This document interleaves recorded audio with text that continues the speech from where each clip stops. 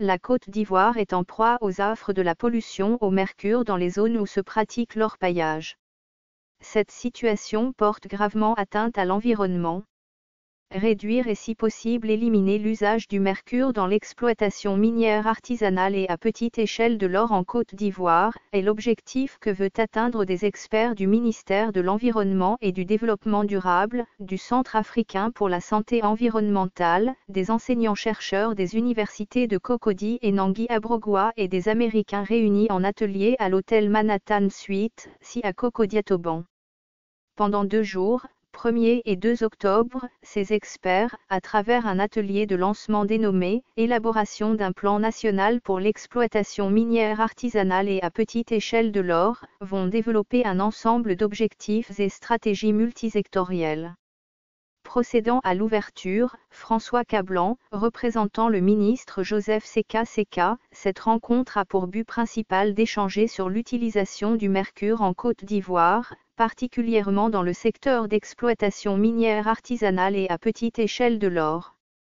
Nous nous félicitons de cet atelier qui va également permettre de discuter de la mise en œuvre de la Convention de Minamata sur le mercure en Côte d'Ivoire et de présenter le plan de développement du projet d'élaboration d'un plan d'action national pour l'exploitation minière artisanale à petite échelle de l'or en Côte d'Ivoire, en vue de mieux orienter les activités de ce projet pour assurer une santé et un environnement sain aux populations, a-t-il souligné.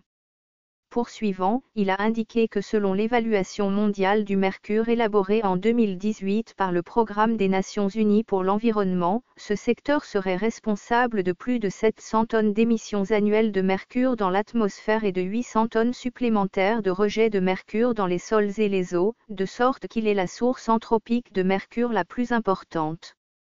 Dominique Bali-Cocro, président du Centre africain pour la santé environnementale, a pour sa part signalé que la pratique de l'EMAP touche 24 des 31 régions en Côte d'Ivoire. Et cette activité, ajoute-t-il, est exercée aussi bien dans la légalité que l'illégalité. À l'en croire, sur les 1000 sites identifiés, plus de 500 000 personnes y vivent. En 2012, l'orpaillage a généré entre 6,5 et 9 milliards de FCFA de chiffre d'affaires, a-t-il mentionné. Dr Sévénance Martial, coordinateur du projet, a tenu à exprimer sa gratitude à ses pairs pour la mise en œuvre du plan d'action national. Il faut rappeler que sur les 128 États qui ont signé la Convention de Minamata sur le mercure, 123 pays l'ont ratifiée dont la Côte d'Ivoire. Et ce, dans l'objectif de protéger l'environnement et de la santé humaine contre les émissions et rejets anthropiques de mercure et des composés de mercure.